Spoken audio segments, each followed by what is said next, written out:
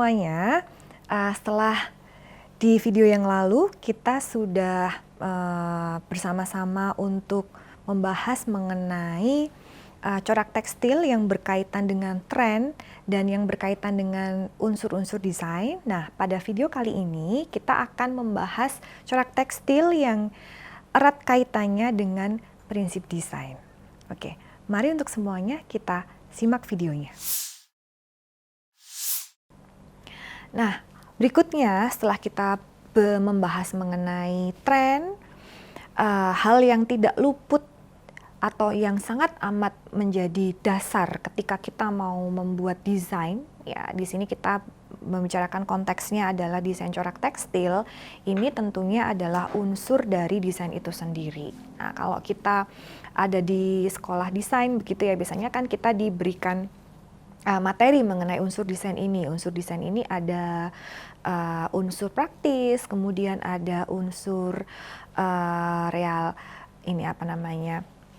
unsur praktis yang pertama, kemudian ada unsur nanti ada fungsinya yang berkaitan dengan fungsinya, yang berkaitan dengan maknanya atau artinya, dan yang berkaitan dengan representasinya. Nah, dari unsur praktis ini nanti juga akan berkembang ke unsur-unsur yang lain. Ada konseptualnya, kemudian nanti juga ada unsur yang lain juga yang akan kita bahas. Oke, baik, kita akan membahas terlebih dahulu mengenai unsur praktis dari adanya corak tekstil ini. Nah, unsur praktis ini dia berkaitan dengan 3 hal. Pemaknaan, arti, representasi, dan fungsi. Nah, 3 hal ini nanti akan bisa kita diskusikan dari gambar-gambar atau contoh gambar yang sudah tertera di layar video. Oke, mengenai konsep corak tekstil yang berkaitan dengan unsur praktis. Ya, unsur praktis ini kan pasti kalau kita mendengar praktis itu kan penggunaan. Kita lebih dekat dengan istilah penggunaan dari corak tekstil ini gitu ya. Nah, penggunaannya ini sebenarnya untuk apa sih? Itu biasanya adalah hal pertama yang akan dipertimbangkan ketika kita mau membuat corak tekstil ini. Ya, apakah ini digunakan sebagai nantinya untuk kebutuhan fashion, untuk kebutuhan pakaian, atau mungkin ini bisa digunakan untuk kebutuhan interior design. Bisa juga tekstil interior itu juga amat sangat berkaitan ya. Jadi biasanya kita menilik dulu fungsinya ini mau digunakan untuk apa. Nah, setelah kita tahu fungsinya adalah untuk A, kita nanti setelah itu akan bisa menentukan untuk unsur-unsur praktis yang lainnya. Nah, contohnya adalah tekstil atau corak tekstil yang akan difungsikan sebagai elemen interior. Misalnya di sini ada 2 buah gambar yang bisa diamati adalah corak tekstil yang dia diaplikasikan pada tirai. Tirai, kemudian ada yang diaplikasikan juga pada bantalan sofa begitu sebagai soft furnishing, kemudian ada juga yang diaplikasikan sebagai bed cover begitu ya, atau mungkin jok sofa begitu ya, ini penutup dari jok sofa.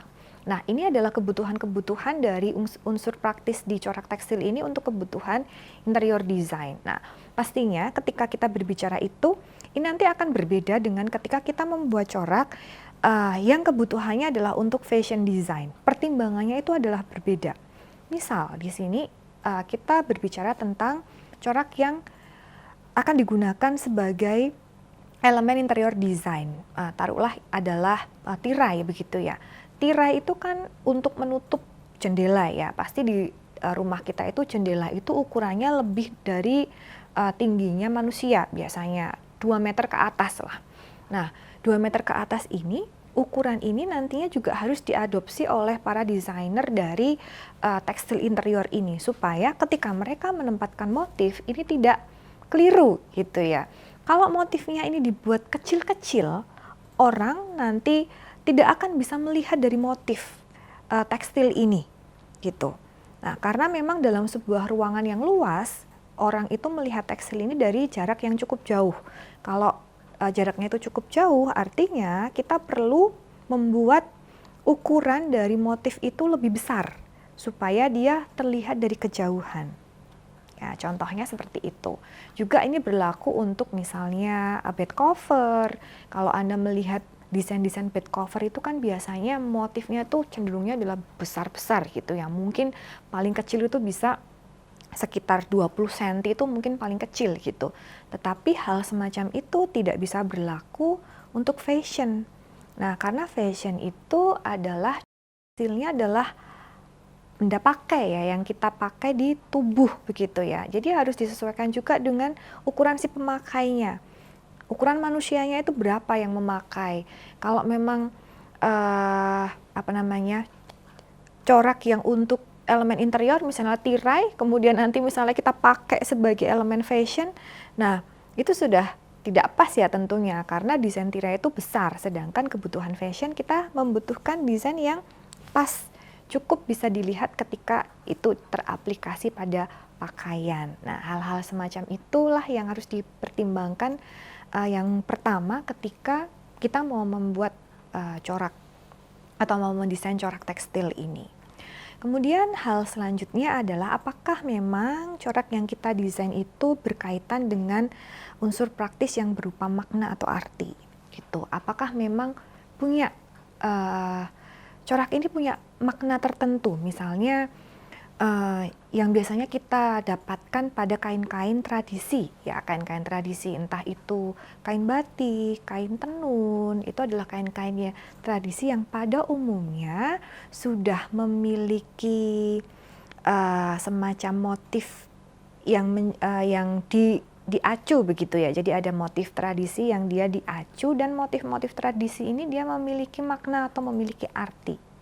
Nah, sehingga apa? Sehingga ketika motif-motif ini dijadikan inspirasi pembuatan corak, kita juga tidak boleh sembarangan ketika menggunakan motif-motif ini. Jadi misalnya di Solo misalnya, di Solo itu ada batik parang misalnya. Batik parang ini kalau untuk budayanya orang Solo, parang ini hanya diperbolehkan untuk dipakai raja.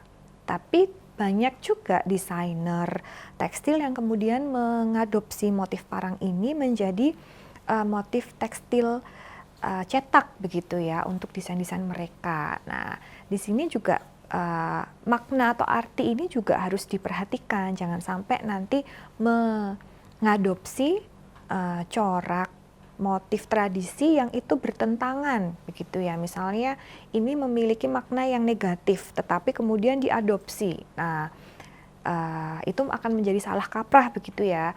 Nah, jadi seorang desainer itu juga harus belajar ketika dia ingin mengadopsi motif-motif yang berasal dari motif-motif tradisional dari daerah tertentu supaya pengaplikasiannya nanti juga akan bisa lebih pas gitu. Kemudian kita bisa mengenali corak ini berdasarkan daerahnya gitu ya. Kalau misalnya yang paling mudah saja kita contohkan, kita punya kain di Indonesia ini banyak sekali kain tenun ikat, kemudian ada kain batik. Nah, dari kita melihat motifnya, melihat coraknya saja, kita sudah bisa mengenali bahwa kain itu berasal dari mana. Tidak hanya di Indonesia, bahkan kain-kain atau corak-corak tekstil di seluruh dunia ini kita bisa mengenali hal itu.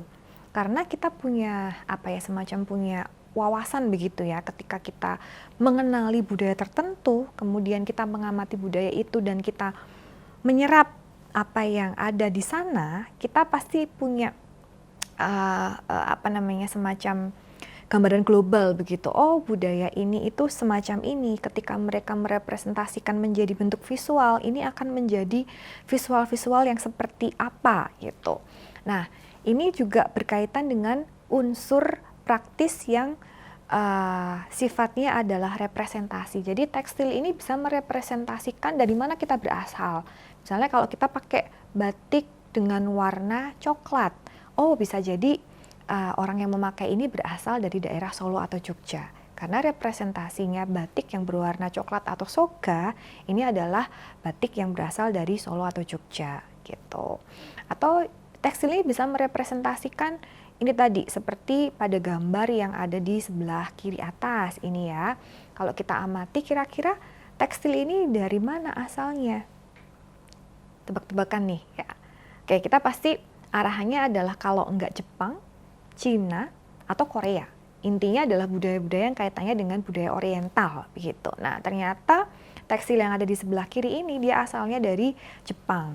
Kenapa dari Jepang? Bisa kita kenali dari adanya penggambaran dari bunga khas Jepang, yaitu bunga sakura gitu. Atau misalnya kita melihat ada di sini tekstil dengan corak awan. Nah, biasanya tekstil dengan corak awan seperti ini itu khas dengan budaya Cina ya, yang biasanya menggunakan motif-motif seperti ini. Atau kalau dia ini kan ke batik ya, ini adalah batik-batik di daerah Cirebon, karena batik Cirebon itu khasnya adalah yang namanya motif mega mendung. Nah, kira-kira seperti itu. Itu adalah hubungan corak tekstil dengan unsur praktis ini, yaitu representasi, makna, dan juga fungsinya. Nah, oke. Selain unsur praktis tadi, ada unsur yang lain juga. Ini adalah merupakan unsur kedua yang dia berkaitan dengan corak tekstil begitu. Tapi sekarang kita membahasnya adalah unsur yang memang dia keterkaitannya langsung ke coraknya gitu ya, yang yaitu adalah unsur relasional atau hubungan, relasi atau hubungan antar motif yang ada pada sebuah master design atau pada corak ini begitu. Nah, hubungannya adalah relasi apa saja yang ada di sana? Ada relasi arah, relasi posisi, relasi ruang, dan juga relasi gravitasi. Nah, di sini ada 4 relasi. Oke, kita akan bahas satu persatu ya. Kalau kita melihat dari contoh yang ada di layar, ini ada corak floral begitu ya, yang diambil dari bunga matahari di sini. Nah, di bunga matahari ini ada gambar bunga matahari, kelopak bunga matahari begitu, dan juga ada batang-batangnya, juga ada daun-daunnya. Ya. Oke, dari sini kita bisa menelisik di mana unsur relasionalnya antara arah, posisi, ruang, dan gravitasinya. Pada relasional arah misalnya, arah dari bunga yang tergambar di gambar ini itu tidak semuanya menghadap ke depan. Jadi ada yang menghadap ke atas, ada yang menghadap ke depan agak serong sedikit, ada yang menghadap ke depan, ada yang menghadap ke samping. Nah, jadi ada unsur arah yang bermain-main di dalam corak ini.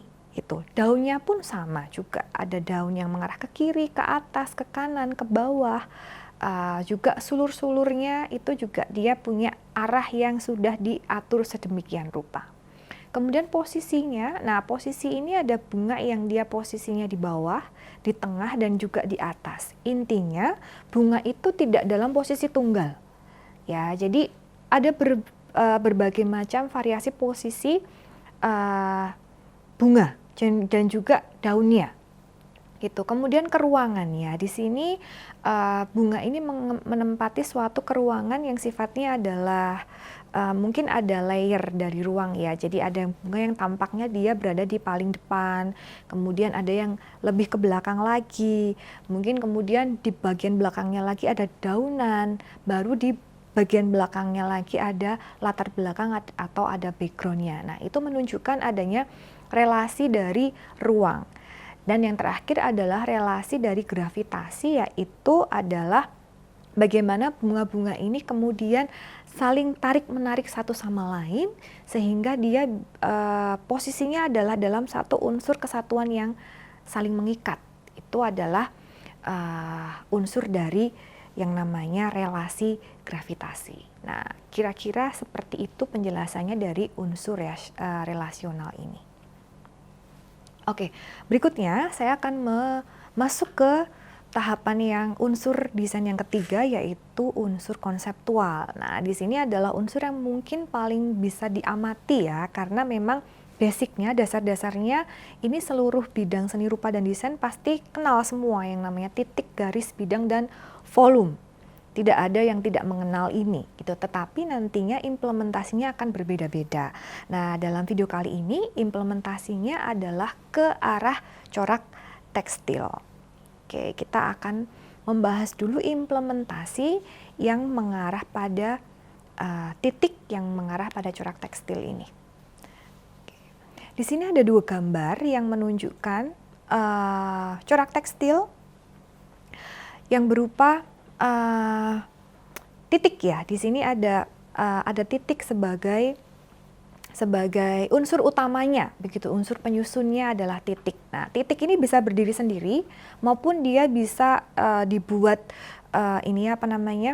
beraturan begitu dalam jarak yang berdekatan, sehingga ketika dia dilihat dari kejauhan seakan-akan titik ini menjadi satu kesatuan yang membentuk yang namanya garis.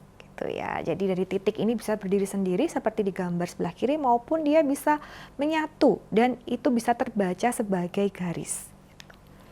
Berikutnya adalah elemen garis. Jadi di sini ada titik-titik yang itu disusun dalam jarak yang rapat, amat sangat rapat, itu akan membentuk yang namanya garis. Nah, garis ini bisa garis yang saling menyambung begitu ya, panjang, kemudian arahnya bisa diatur, maupun juga garis yang pendek-pendek dan arahnya itu bisa diatur. Jadi intinya kita bisa bermain-main setelah tadi dengan bermain dengan titik dalam berbagai macam ukuran, dengan berbagai macam media aplikasinya ya.